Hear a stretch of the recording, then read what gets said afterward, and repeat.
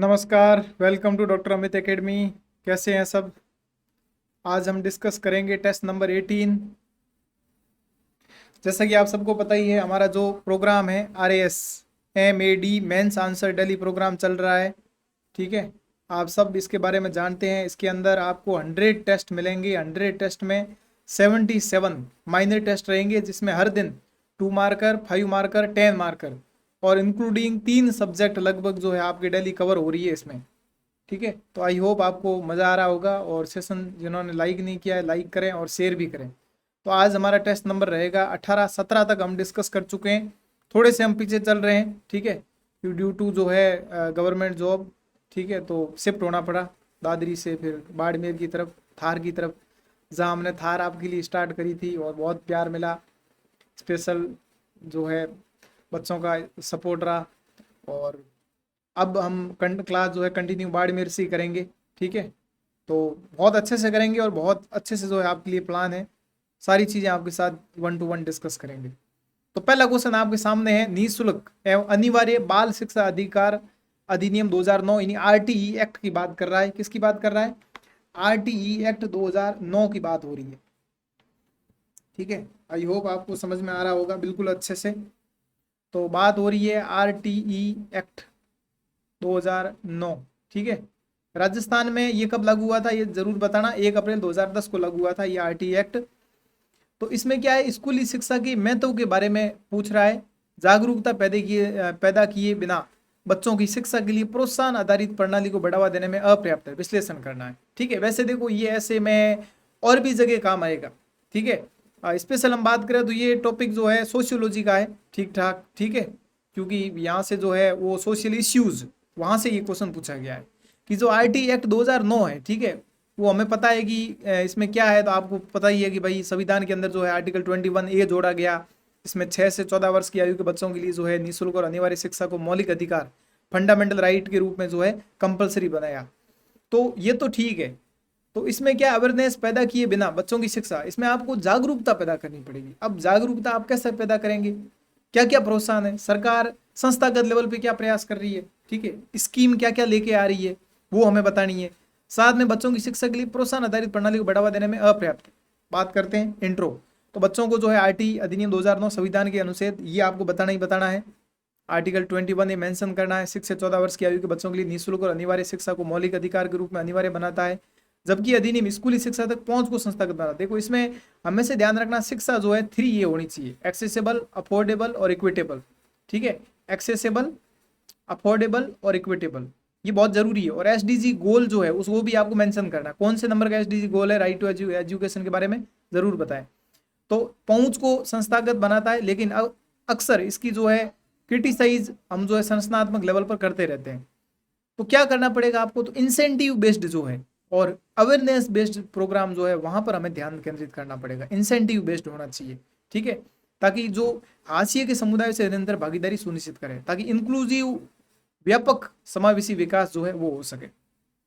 तो अब बात करते हैं स्ट्रक्चर की, बॉडी की। तो प्रोत्साहन आधारित प्रणालियों की जो अपर्याप्तता, क्या क्या अपर्याप्तता है? आर्थिक प्रोत्साहन पर सीमित ध्यान। सीमित ध्यान है, लोग अवेयर कम है, ताकि बहुत सारी स्कॉलरशिप मिलती है, लोगों को पता ही नहीं है। DBT जो है सशर्त नकद प्रोत्साहन पर्याप्त रूप से संस्थागत नहीं बनाता। इसमें भी थोड़ा सा ठीक है, जागरूक बच्चे हैं वो ले जाते हैं, कुछ न कुछ लूप हॉल का प्रयोग। ठीक है, आर्थिक रूप से वर्गों को अपने बच्चों को स्कूल भेजने के लिए प्रेरित कर सके, ये जो है एक यहाँ पे ये पॉइंट है।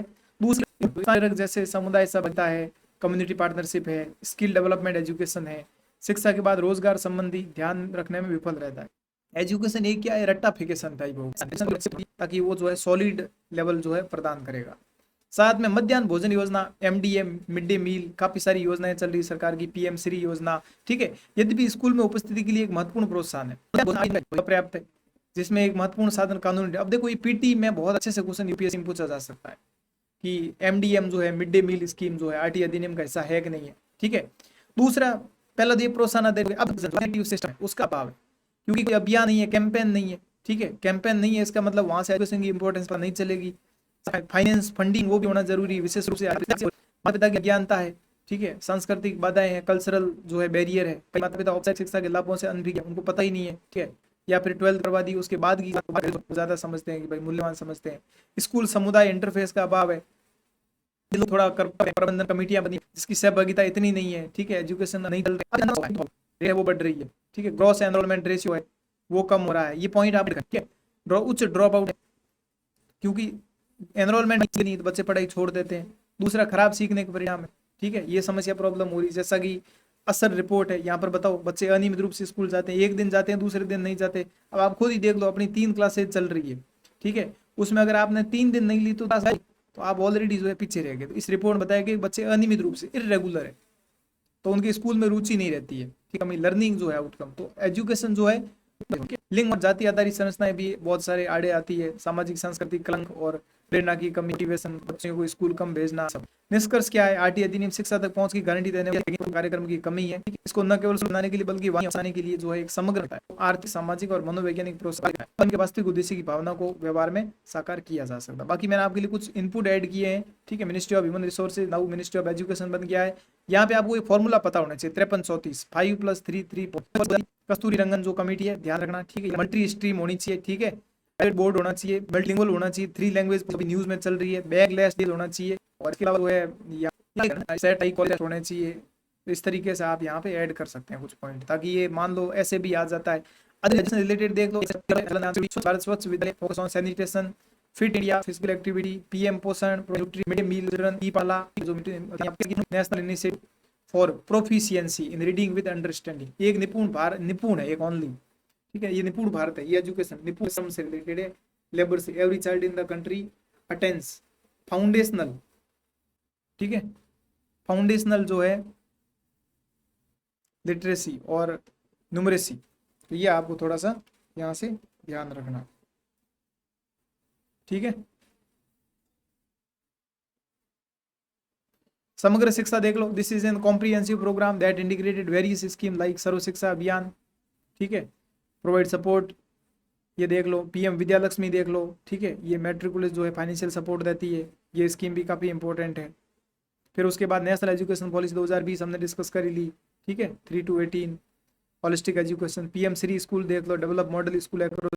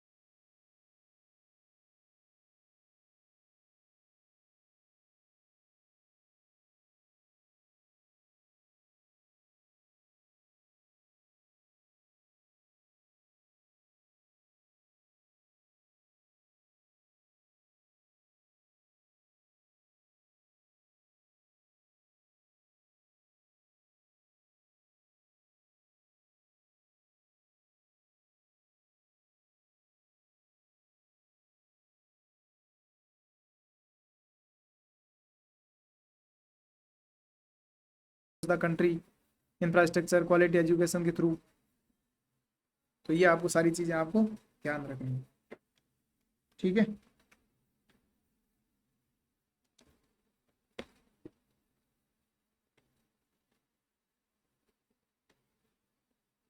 अब डीबीटी योजना के माध्यम से सरकारी वितरण प्रणाली में सुधार, PM Narendra Modi DBT mission cabinet secretariat है, 1 जनवरी 2013 से लॉन्च हुआ था, 12 साल हो गए लगभग ये एक्टिव है, ठीक है। डीबीटी क्या है, attempt to change the mechanism of transforming subsidy launched by government of India 1 January 2013, ठीक है, ये ध्यान रखना है आपको, वेरी इंपॉर्टेंट, ठीक है। और इसके अलावा जो है इसमें बात करें तो ये हिंदी में देख लो, डीबीटी प्रत्यक्ष लाभ अंतरण जो एक सरकारी योजना है जिसके तहत लाभार्थियों को सीधे उनके बैंक खाते में लाभ या सब्सिडी दी जाती है, ठीक है, जिससे भ्रष्टाचार और जो है देरी कम होती है। एक ऐसी प्रणाली है जो सरकारी योजनाओं के लाभ को लाभार्थियों तक सीधे पहुंचाने के लिए डिजाइन की गई है। उद्देश्य क्या है, वितरण में रेट लाना, पारदर्शिता, दक्षता और जवाबदेही। रेट डीबीटी कैसे कार्य करता है, बैंक खाते को आधार से लिंक करना होता है। लाभ क्या है, भ्रष्टाचार में कमी, ठीक है, डीबीटी के माध्यम से बिल्कुल सही आपके सीधे खाते में पैसे आते हैं। समय की बचत है, ठीक है, वितरण तेजी से होता है, लाभार्थियों को समय लाइन नहीं लगानी पड़ती, पारदर्शिता है बिल्कुल, कितना कहाँ खर्चा हुआ पता है, वित्तीय समावेशन, सबसे बैंड पॉइंट ये लिखना है, गरीब और वंचित लोग जो है वो सरकारी यहाँ तक पहुँच पाते हैं। ठीक है, तो ये थोड़ा सा आपको ध्यान रखना है। तो डीबीटी डीबीटी ये कर लिया हमने।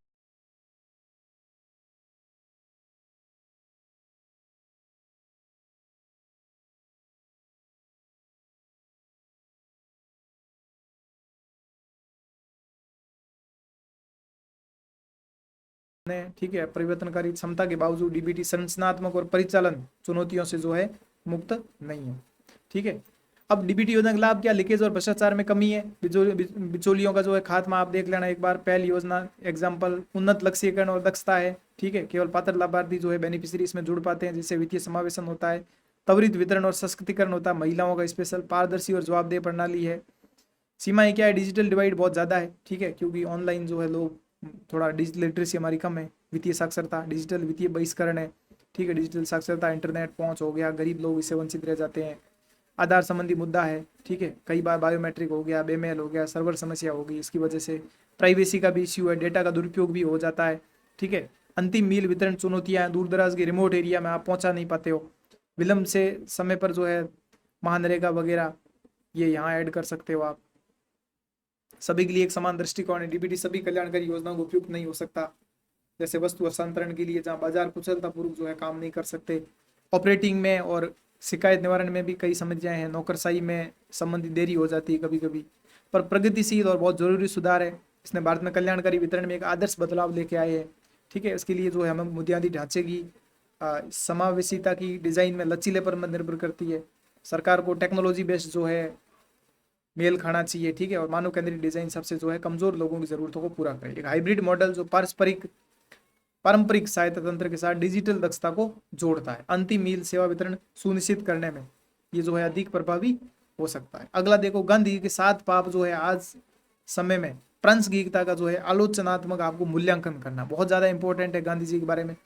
ठीक है, तो गांधी जी की पहले तो आप ये देख लो, गीता में देखो इसकी ट्रिक है RALSS, मतलब आर का मतलब क्या हुआ, आर राजश्री, राजश्री मतलब कि भाई सेल्फलेस होना चाहिए। ठीक है, निस्वार्थ और सेंटिलनेस। ठीक है, कोई भी मतलब स्थित प्रज्ञ, राजश्री।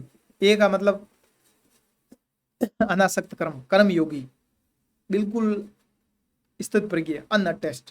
ठीक है, फिर एल, एल का मतलब है लोक समग्र, फॉर द पब्लिक। ठीक है, इस तरीके से। फिर उसके बाद एस, एस का मतलब है स्थित प्रज्ञ। ठीक है, स्थित प्रज्ञ। और एक है स्वधर्म, act to one's duty capability. ठीक है, ये आप ऐड, कर्म ज्ञान योग भक्ति योग। ठीक है, और कम कमा, ये आप ऐड कर लेना। तो ऐसे RALSS ये तो है गीता का। ऐसे ही गांधी का है APAS। ठीक है, तो अवतारवाद हो गया। ठीक है, और अविज्ञा मानस हो गया, आम माइंड हो गया। वैसे ये इन टॉपिकों को हमने बहुत अच्छे से डिस्कस कर रखा है। ठीक है, तो घबराने की बिल्कुल जरूरत है नहीं, सारी चीजें हमने ऑलरेडी डिस्कस करी है। तो अब बात कर लेते हैं गांधी जी के 7 पाप के बारे में। ठीक है,